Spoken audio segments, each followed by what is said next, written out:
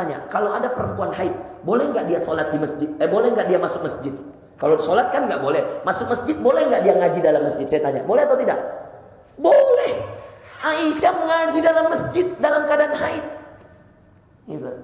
Yang tidak boleh, perempuan yang haid itu 4. Cuman nggak boleh 4. Dengerin baik-baik.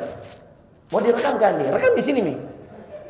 Rekam dia. Saya tahu. Kau mau laporan istrimu ya. Supaya kau dibilang rajin kajian. Padahal saya panggil kau dari luar pintu.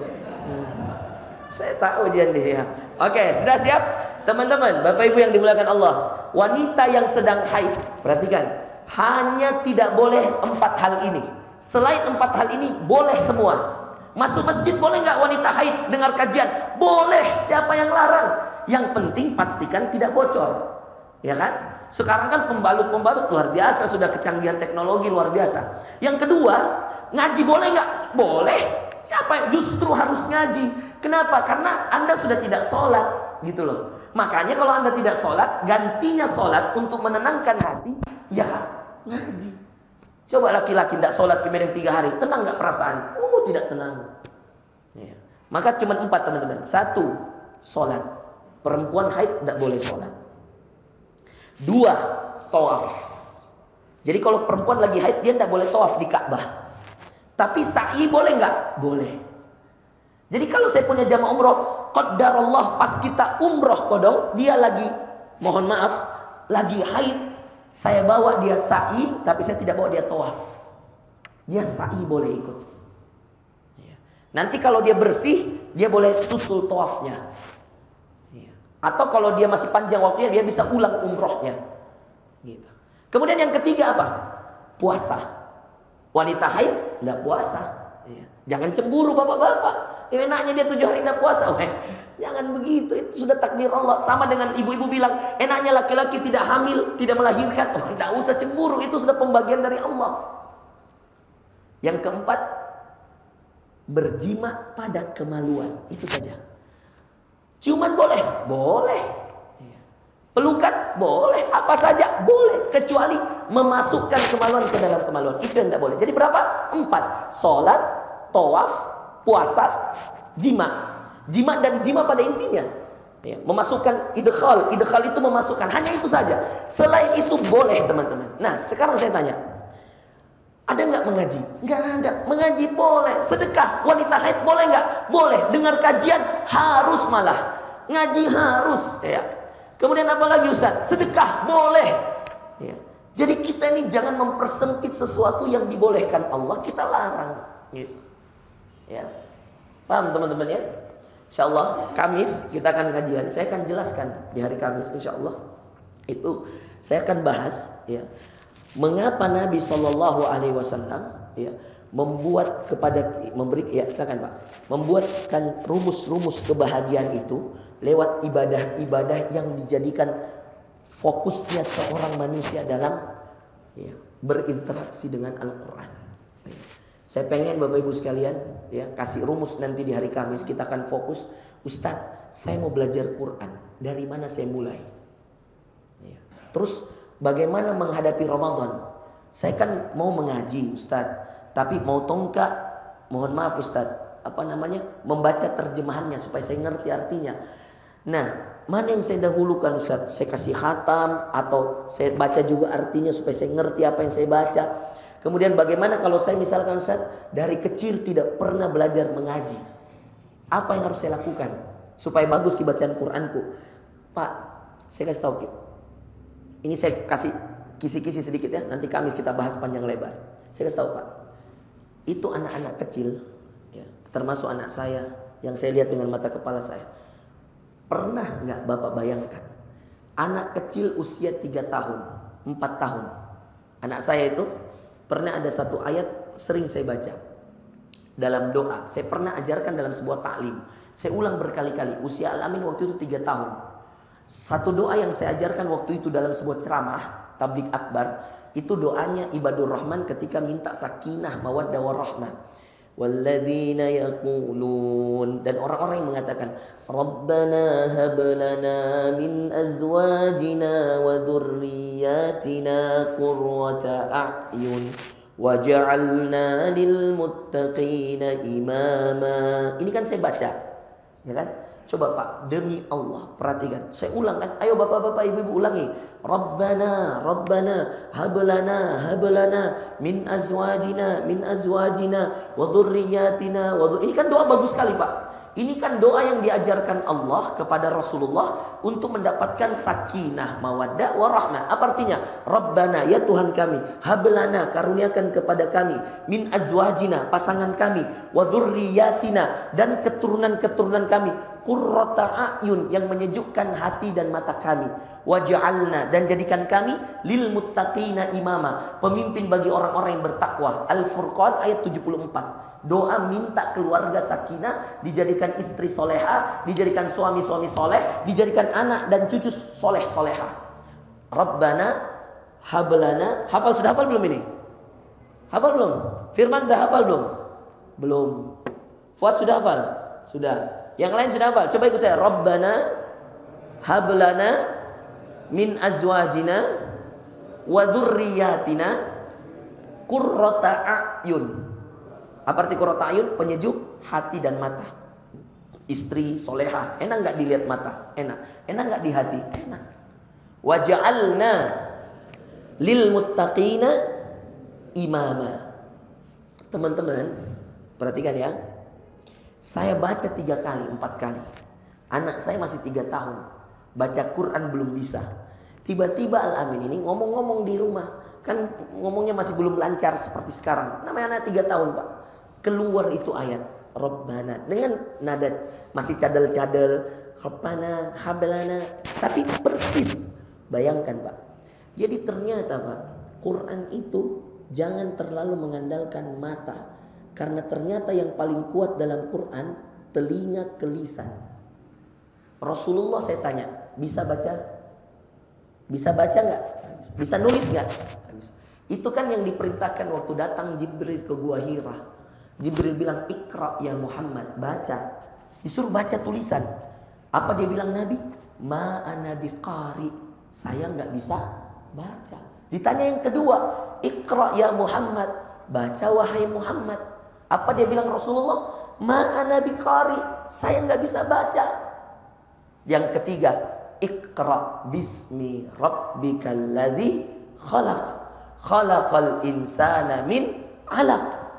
Ya kan? Iqra wa rabbukal akram alladzi 'allama bil qalam 'allamal insana ma lam ya'lam. Itu kan 5 ayat pertama surah Al-Alaq. Yang paling pertama. Sekarang saya tanya, berapa ayat yang diterima Nabi? 6.623 ayat, teman-teman. Banyaknya lah, 30 juz. Padahal tidak bisa baca, tidak bisa nulis. Bagaimana cara Nabi bisa baca? Dengar. Jadi teman-teman, saya kasihkan gini. Coba yang punya mobil, angkat tangan, Ki. Angkat tangan, yang punya mobil. Yang ke kantor bawa mobil. Fuad bawa mobil, motor. Bu Andi, Masya Allah. Sombong, tangan kiri lagi, tangan kanan dong. Tangan kanan dong. Supaya ditegur bede. Ya. Teman-teman yang punya mobil, saya anjurkan yang punya mobil, teman-teman, pakai flash disk. Karena kalau kamu pakai radio, itu radio tidak selamanya ngaji. Kalau saya, teman-teman, saya punya pengalaman banyak dengan orang-orang yang saya kasih rumus ini. Nanti kita bahas hari Kamis panjang lebar. Tapi saya anjurkan yang punya mobil, teman-teman, pakai flash disk. Jangan dijauh-jauh, juz 30 mau dulu. Kamu yang pilih ustadznya.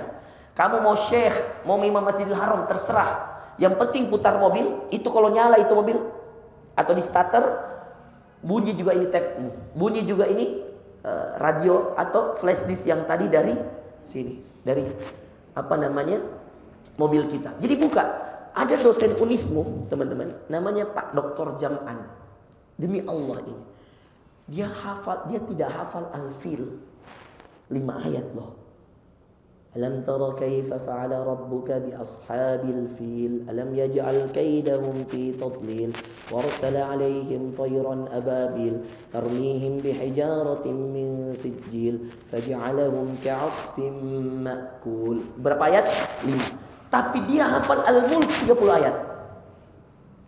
Coba bedeng Pak, tes. Dia baca dari awal. Saya ambil tengah. Coba lanjutkan Pak. Huwallazi ja'ala lakumul arda dalula famshu fi manakibiha.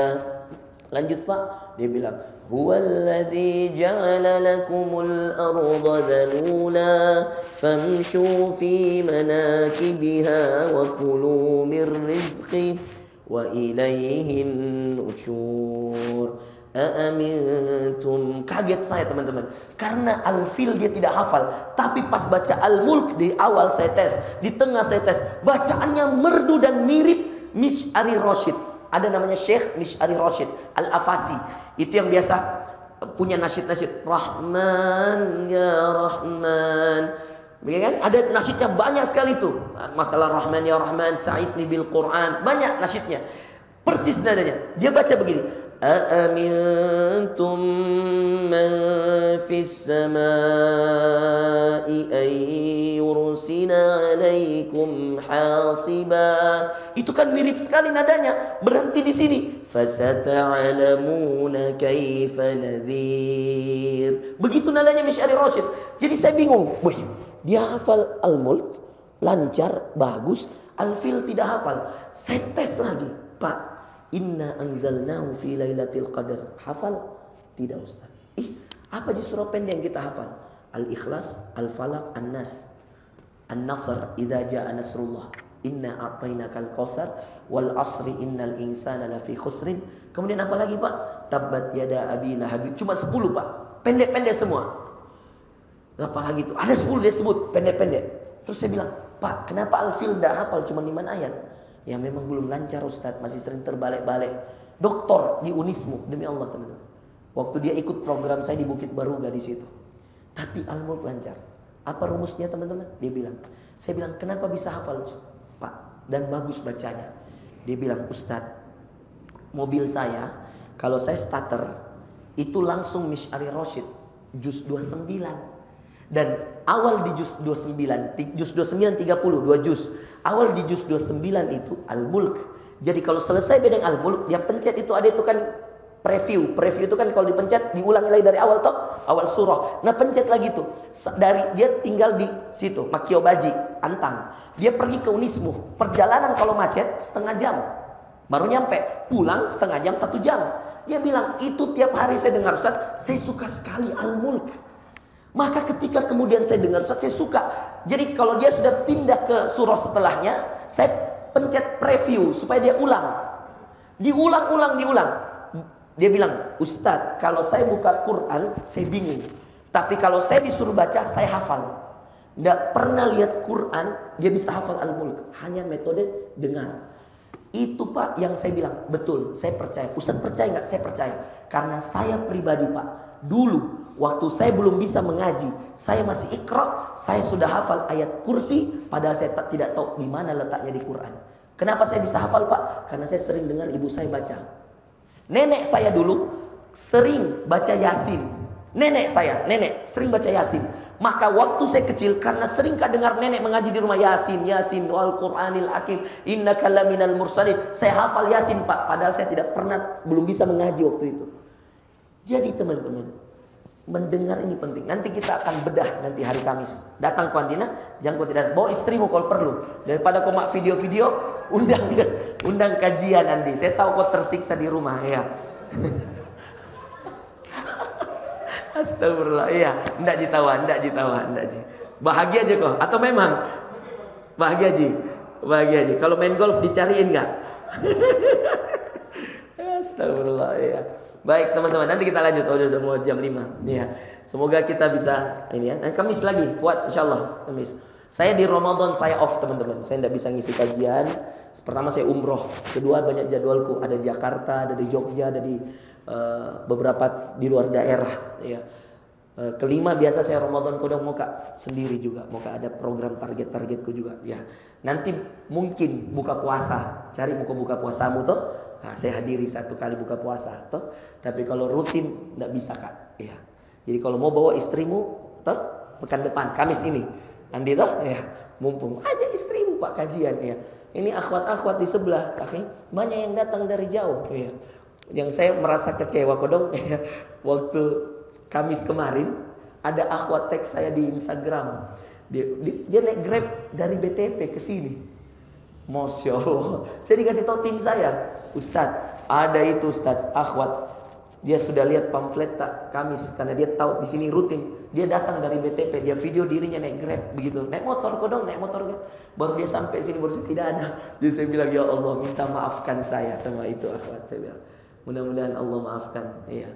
Itu akhwat dari BTP Andi. Iya, bayangkan kau di sini di kantormu. Kau pergi lagi di sebelah duduk-duduk, la ilaha, berdosa sekali kau. Cium tangan kau habis ini Andi, nah? Cium tangan. Apa nomor 1? Jangan dibahas di sini. Nggak ada habisnya itu Andi. Ya, oke. Nah, kurang ikhlas ya. Ya, oke teman-teman ya. Insyaallah Kamis kita lanjut. Subhanakallahumma bihamdika asyhadu an la ilaha illa anta astaghfiruka wa atubu ilaik. Allahumma arhamna bil Qur'an waj'alhu lana imaman wa nuran wa hudan wa rahmah. Allahumma ya Allah isfa'na yaumal qiyamati bil Qur'an waj'alna min ahlil Qur'an alladzina hum ahluka wa khassatuh. Allahumma ansur ikhwanana al mustad'afin al mujahidin fi Palestin. Allahumma ansurhum fi Gazzah. Allahumma ansurhum ya qawiyyu ya aziz. Rabbana zalamna anfusana wa illam taghfir lana wa tarhamna lanakunanna minal khasirin. La ilaha illa anta subhanaka inna kunna minadh dhalimin. La haula wa la quwwata illa billah. Allahumma a'inna ala dzikrika wa syukrika wa husni ibadatik. Subhanakallahumma wa bihamdika asyhadu an la ilaha illa anta astaghfiruka wa atubu ilaik. Wa akhiru da'wana anil hamdulillahi rabbil alamin.